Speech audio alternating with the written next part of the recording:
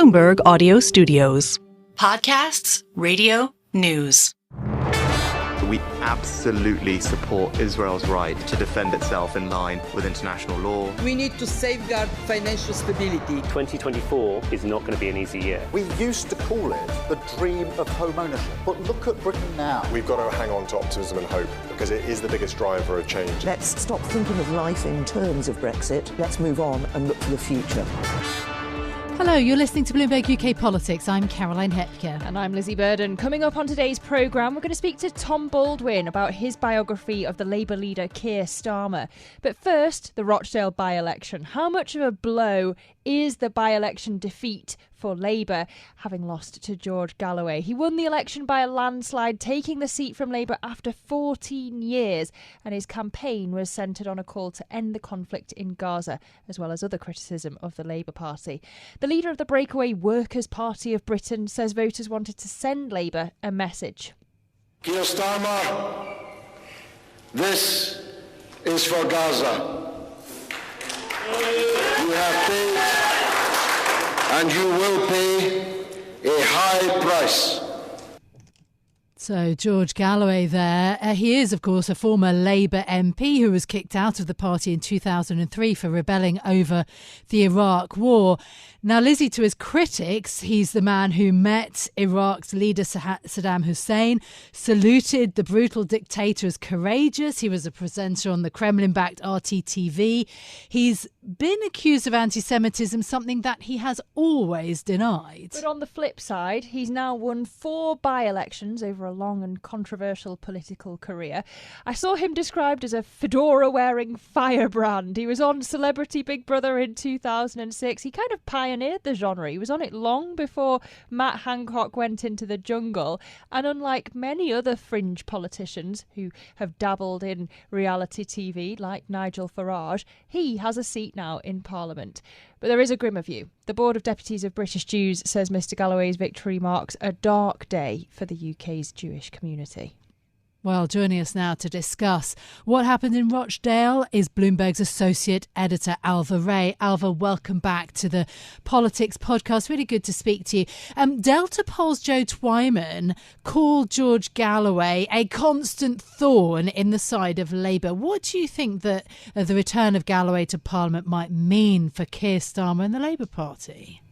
Well, Caroline, I think that's exactly the right question, because rather than thinking so much about the electoral implications for Labour at the next election, which we'll probably come on to, I actually do think that that's the single biggest thing on Labour MPs' minds this morning, how George Galloway uses his new platform in Parliament to draw attention to criticisms of Keir Starmer's position on Gaza. He might do that quite effectively. He is now an elected member of Parliament. We kind of have to wait and see what he does with that. But it's been uncomfortable for Keir Starmer managing his party and divisions over this issue without this firebrand, as Lizzy was quoted him being described as, without this firebrand in Parliament. I think it's going to be quite tricky for Keir Starmer in that regard. I mean, it's already been tricky in Rochdale. Of course, the by-election chaos we've had already. Labour having to disown its candidate Azhar Ali over the comment that Israel was complicit in the October 7th attack. How much of an issue do you think anti-Semitism will continue to be for the Labour Party? Or do you think it might actually go away a bit if the US manages to facilitate a ceasefire? So this is an unusual by-election for exactly the reasons that you just spelt out. Labour was essentially not on the pitch. They just didn't run a campaign. Their shadow cabinet ministers weren't there. They weren't leafleting. They weren't there. So even though Azhar Ali was down on the ballot paper as the Labour candidate, and he still, with a few friends, still mounted a little bit of a campaign, he didn't have the machine backing him. So we don't really know how Labour would have done otherwise if they had mounted a normal campaign. I think that the episode with Azhar Ali and those leaked comments was really embarrassing for Labour. There was polling recently that a significant chunk of people in the UK still do believe that Labour has a problem with anti-Semitism, which will be very bad news for the Labour leadership, because a big part of their message is that this is a changed Labour Party and that Keir Starmer has rooted out anti-Semitism, and he's being quite ruthless about it. We have seen all that ruthlessness, kicking Jeremy Corbyn out of the party, Rebecca Long-Bailey, but it still maybe hasn't resonated with everyone in the UK, and this by-election having to ditch their candidate, that whole episode has kind of reinforced that. And as we've discussed on previous episodes of the podcast, he seems to have perhaps been more ruthless with the further left-wingers who've been accused of anti-Semitism. Yeah, well, that's the accusation against Keir Starmer for how he's handled it. Yes, for sure. And that's, I think, the feeling that's why they missed it in Azhar Ali's case, that he's seen as a more moderate figure. Basically, he wasn't a Corbynite, and therefore they thought on issues of anti-Semitism he would be fine. He also had the backing of Louise Ellman, a prominent Jewish Labour figure. So I think that they didn't expect this to be an issue with him, and then it clearly was. I think that there's still a degree of confidence within Labour, to answer your question, Lizzie, that this won't keep happening. But who's to know? And it's certainly not great that they've had these days of headlines about having to drop their candidate and anti-Semitism suddenly right at the top of the news agenda. Yeah, but as we say, I mean, again, this is how a war that is happening a long way away, although people are very focused on it, or some parts of the constituents are focused on it. You know, as we mentioned, the possibility of a ceasefire that may change matters quite a great deal ahead of a UK general election. So how does this translate writ large into national polling? Is there any read across from one by-election into Labour performance or Conservative performance at the general election? Well, you're right to say a ceasefire could change things, but Labour did at least change its position during this campaign to calling for an immediate ceasefire, and that didn't really resonate in Rochdale. People still voted for George Galloway in sort of protest at Labour's position, and they just feeling that even if they got to that position, they hadn't been there early enough and they were frustrated with it. Maybe this won't be in the news agenda by the time of the next election, but I think the Middle East probably will still be high up in the news, and probably the main electoral issue is not so much George Galloway's Workers' Party. George Galloway is very much a sort of by-election phenomenon, even though he does intend to stand candidates, about 50 or so at the general election. He's really good at winning by-elections. I think actually the main interesting read across is the SNP in Scotland, because they have been sort of they have gone further in calling for a ceasefire. They have a slight difference of opinion on Gaza to Labour. I think that might give them some hope that they could hold on to some of their seats where they're competing against Labour, and that's where that causes more of a headache for Labour. Yeah, and Labour does need those seats in Scotland, you know, if it really wants to get the sort of landslide victory. Yes.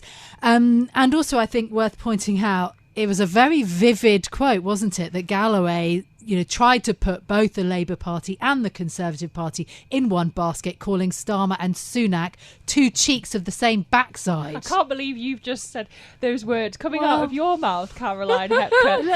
It is so vivid. I think this is why he's in some ways a by-election phenomenon, because he says these sorts of things. Eye-catching quotes like that. I just want to point out as well, what really surprised me was Reform's performance on the night. They came in 6th after we've seen them doing so well in other by-elections. They had been such a thorn in the Conservative side from the right wing. Does this mean that the Tories have got rid of that thorn in their side? I think it's such a good point, Lizzie, because this performance, as you say, coming 6th, their vote share was lower than the last time Reform stood as the Brexit party in 2019. Their vote share has fallen, even though the Conservatives are polling so badly nationally, which would suggest that they just aren't picking up those disaffected Tory voters. But this was such an unusual by-election that it's maybe hard to have a perfect read across. But I think that it's still not looking good for Reform. Do you think part of it is that Reform was actually sweeping up votes from Labour in those other by-elections? And those votes have now gone to George Galloway? I think it's so difficult to say because there were so many independents floating around. And I think also it's hard to know how much to price in the effect of that particular candidate for Reform in Rochdale. He was the former Labour MP Simon Danchuk. I hope I'm pronouncing his name right.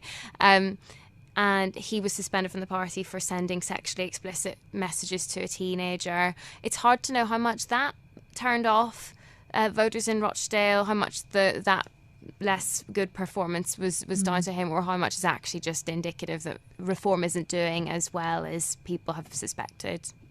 Ailbhe, thank you so much for being with us, yes, and taking us through the by-election result in Rochdale. Great to have you on the Politics programme. Bloomberg's Associate Editor, Ailbhe Rea. Well, beyond that he's a son of a toolmaker who grew up in a Pebble Dash semi, what do you know about Keir Starmer? How does he view the world? How many siblings does he have? And how has he, in less than 4 years, taken the Labour Party from a historic defeat to potentially the brink of power? Our next guest is one of the few journalists who has an answer. Tom Baldwin is a journalist, former Labour Party senior advisor, and author of Keir Starmer, the Biography. Tom, welcome to the Bloomberg UK Politics podcast. Hello. I bet many journalists, me included, are going to be green with envy at the access you got to write this book, Tom. I know you say it isn't an authorised biography, but for anyone who doesn't know, tell us how this book came to be. It started life as an autobiography, which I was helping him put together, and I was asked to do that because politicians don't really have very much time to write books. I often think that books by politicians actually aren't very good as a result. It became pretty clear to me within a few months of working on this that he agreed. He felt uncomfortable about talking so much about himself or having 300 pages of, telling readers why he was so great. He's not that sort of person. He wondered why he was doing it when political leaders don't usually do it at this stage. And so he killed the autobiography off. I remember going to a pub in Camden with him, as one does, and trying to persuade him that his story still needed telling. Because it's not a story that fits a few sound bites or even a long speech. It's a complicated, messy story. And I think part of his leadership is to say, look, I don't just fit this two-dimensional image of what a political leader is meant to be. He's complicated. I think the problems we face and the solutions we need are complicated. So I persuaded him that it should be a biography, but I said, it can't be one which you control, and I don't want your age pouring over every line and saying you can't say that and you can't say that, because it'll be rubbish. And so we agreed to do this as a authoritative but not authorised biography, and so it is independently written. It's objective as far as I can be, but I am what I am. I'm a Labour Party supporter. I'm not making any secret of that. I hope Labour does win the next election, but that's not why I've written this book. I've written this book because I think he's interesting. He's got an interesting story to tell, and I think people do need to know more about him. I've never read so much about actually what happened to Keir Starmer, to his family, his upbringing, and how he was as a young child, as a young person. The illness of his mother, really moved me. It was very intense, but also why he's so very private about it. Family is clearly hugely important to him, but it's also quite uncomfortable, quite difficult. Talking about it, the boy done good in a way, the one that got away. Yeah, it's part of the story, but it is a complicated story. And the trouble is, once you start trying to sum it up in one line, it immediately distorts it.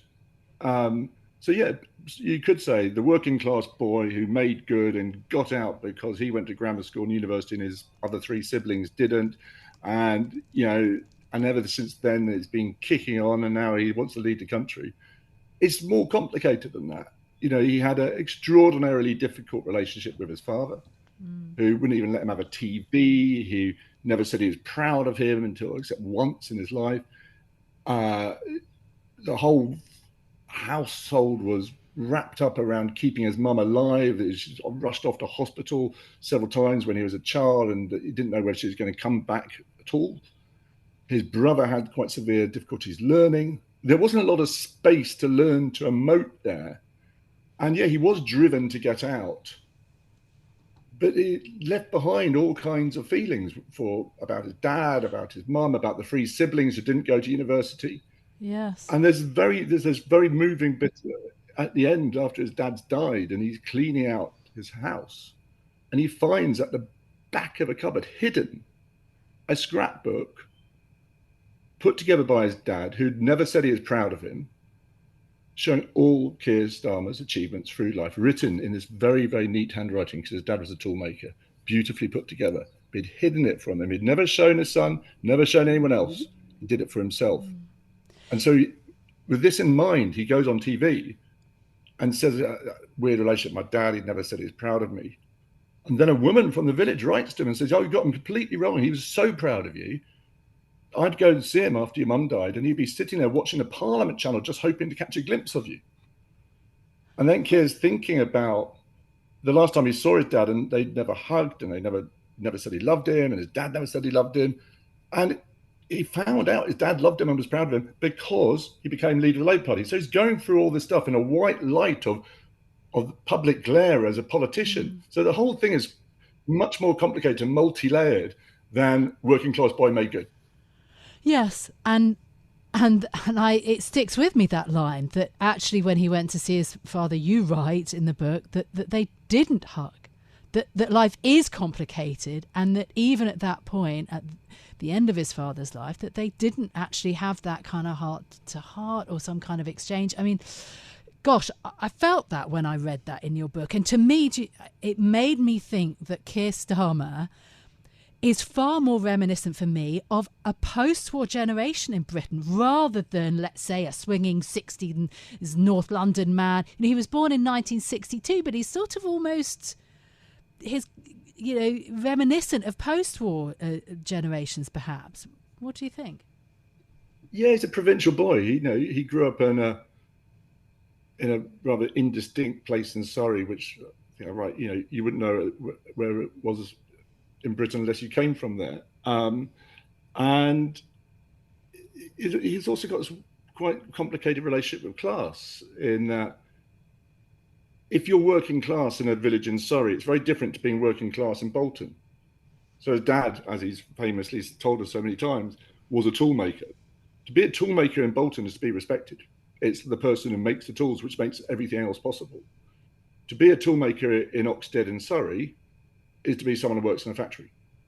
And so this relationship of not seeing people's worth is a big part of him now. When he talks about class, as he does, and he's first Labour leader for quite a long time to talk about class, it's not some sort of Marxism. It's about believing that people should be recognised for what they do and the worth and their contribution, and respected. And he talks about snobbery and how snobbery judges people. And he talks about wanting to break the class ceilings that hold people back. That's one of his 5 missions.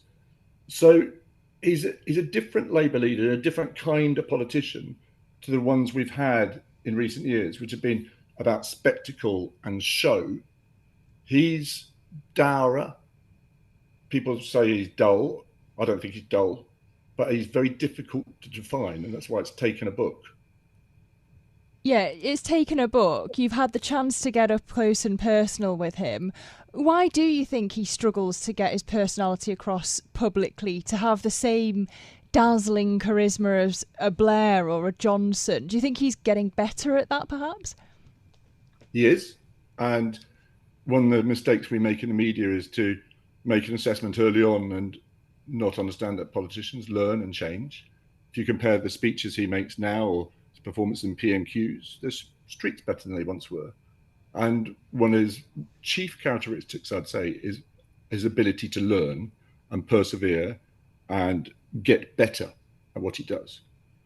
But that said, he's never going to, make a conference speech like Neil Kinnock or perform in PMQs like William Hague or conjure up castles in the sky like Tony Blair. But maybe that's not the most important thing for a political leader or what our country needs right now. I think sometimes in politics we want everyone to fit these rather narrow tram tracks of what a politician or what a political leader is meant to be, their tight backstory and their big vision and their easily digestible policy soundbites. I think most people recognise that life's more complicated than that. Most people wouldn't actually be able to codify their own ideology or place themselves in an ideological spectrum. And nor does he really. He's got values. I think they're quite recognisable British values, almost post-war British values. And as such, it's like common law or our road system. It doesn't follow straight lines, but it does get you somewhere eventually.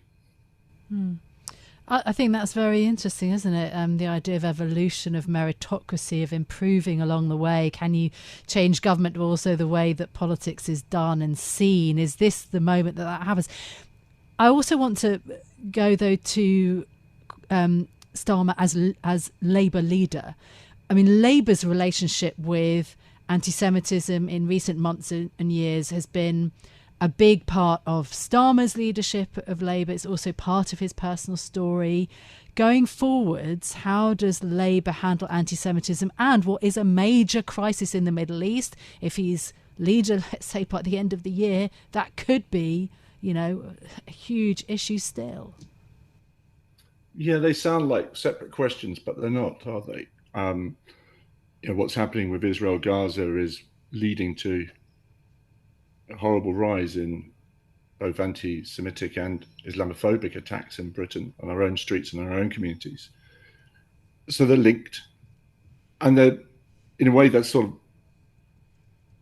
more salient to British politics than our position on a ceasefire, because we don't have a great deal of influence in the Middle East.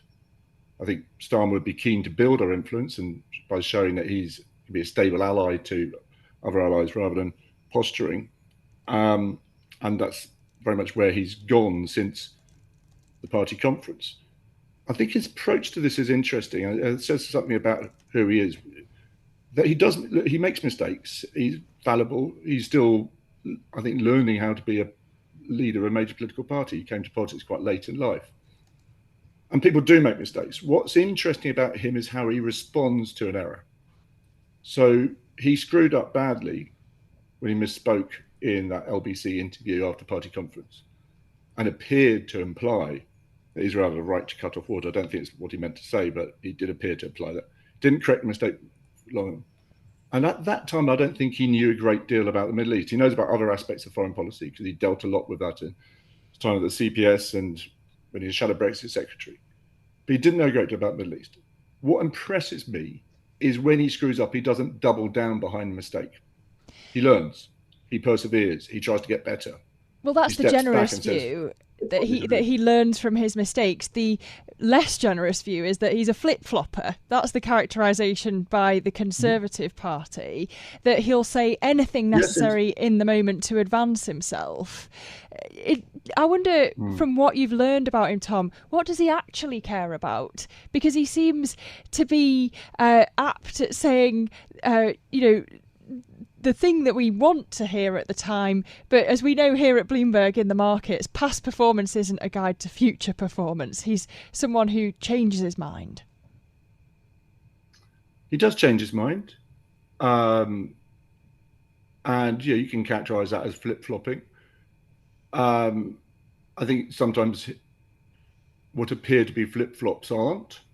I think sometimes people look at what Labour's offering in terms of its policies and say, oh, it's all, about what he's not going to do rather than what he is going to do. And some of it is still pretty radical. I think there's a sort of radical hiding in plain sight in some ways about his policy programme. But again, it comes down to what sort of political leaders we want. Do we want political leaders who never, ever change their mind? I don't. Do we want political leaders who, when the facts change, don't change? Do you want political leaders who say, in 2021, we can spend all this money, and then when the cost of borrowing goes up by £70 billion for the government debt, I haven't changed my mind, we're still going to borrow all that money? No. I mean, I think, it's about the difference between real people and politicians. Yes. In most walks of life. adapting to changing circumstances is seen as equality. Yes, it is. In politics, it is. it's seen Except as cardinal sin. no, but the issue though is, as you say, a radical hiding in plain sight. The issue with not being able to deliver a potted version of yourself for mass market consumption is that people then feel insecure about what you actually might do, you know, if you win office. I mean, yes, I know we have no Labour Party manifesto, but the whole point of being leader and the figurehead right at the, you know, at the front of the troops is so that people have somebody's own backstory to grasp onto and to understand where that leader is going to take the rest of the country. And not sure that Keir Starmer's position is that clear. It's hard to tell people that you're someone who's going to adapt. I'm not sure I agree with you on that, I'm afraid. I mean, you know, in the end, you're going to be attacked by your opponents, whether you stick to everything you've ever said all the way through your life, or whether you don't. You're going to be attacked by them, whatever you do. And you have to take a choice about which one you're more comfortable with. He's more comfortable with being attacked for changing his mind when circumstances change than sticking to a policy position designed 4 years ago through thick and thin, even when the world around him has transformed. In terms of whether it's scary and worrying for people, I don't think people see that about him. I think people see him as, I mean, the criticism made of him is that he's reassuringly dull rather than scary and making people feel insecure. Certainly, given what's happened in the last 14 years, and in particular under Boris Johnson and Liz Truss, the idea that people should be more worried about a Labour government setting out very clearly what its 5 missions are, saying that the policies will adapt to circumstances, setting out very clearly the fiscal rules that it will follow. I don't think that sounds particularly scary to me, but the way in which the goals they're seeking, I think, are radical. The ways they will get there will be pragmatic. And that's how most people operate in most walks of life, except politics. We can't set ourselves up in politics to want this big radical vision. And then we go, oh, that's amazing. And then we watch it fail. And then we go, God, that's why everyone's so disillusioned with politics. I mean, I sometimes use this metaphor about, it feels sometimes in politics like we're at the bottom of a ravine. And we're expecting the political leader to come along and say, I have a new, bold, radical plan to climb out of this ravine using only my teeth, because no one's done that before. We go, that's amazing. And they all fail. And Starmer, by contrast, says, why don't we try the footpath? And then if the footpath's blocked, well, let's find a way around the blockage in the footpath. And it's not that fun to watch. It's not going to make great headlines. And the lobby aren't going to go running around and wetting their pants about it. But you might actually end up getting somewhere. Tom, I'm really grateful that you've come on the podcast. I learned so much about the Labour leader from your book. There's one thing that I have to ask you, though, before you go. And it's, what would be your bet on what the skeleton in Starmer's closet that comes back to bite him will be? Or what area, at least, of the closet is that skeleton in? Oh, what a question. Well, every 3 or 4 weeks or so, we're told by one Sunday newspaper or another that the Tory party have put together a dossier. I'm told this has been put together by Andrew Gilligan, who is paid by the government to do it, but I don't know whether that's true. And that they put together a dossier of all the legal cases he's done and his record at the DPP. So maybe there's something, some bones will shake out of that particular closet. I mean, I spent quite a lot of time rummaging through it myself and didn't find anything too smelly. I've written about it at quite length, and I think I've kicked the tires of some cases, which, you probably won't particularly like me kicking the tires of, but, I don't think there's anything lethal there, but perhaps there is. I don't know. I mean, the thing about politics is the unknowns, isn't it? It's, we all think that politics follows on these tram tracks, and it doesn't. I mean, when we talk about Europe, we think, oh, is it all about, is Starmer going to align with a single market? If Trump wins in November this year, it could be that Europe is fighting a war against Ukraine on its own without America. suddenly at that point, Labour's plans for EU security pact or European security pact become more significant perhaps than the single market. So circumstances will change, and circumstances will disinter skeletons or change the landscape anyway. And I don't know. What I've done with this book, which I hope Bloomberg listeners will buy and read, because I think it's a proper authoritative study, and I've covered things which other people haven't. If people read this book, I think they'll get an understanding of how he'll approach the unknown event, how he'll react to circumstances. And that's the best we could do. I can't look into crystal ball and tell you everything that will happen in the next 5 years. What I've tried to do is describe the person who will operate in that environment. And it's a very different person to the way I think the media have usually described him. So, Tom Baldwin, our thanks to the journalist, former Labour Party senior advisor, author of Kier Starmer, the biography. So interesting, his view on Keir Starmer. I think I'm amazed how little I knew about his backstory.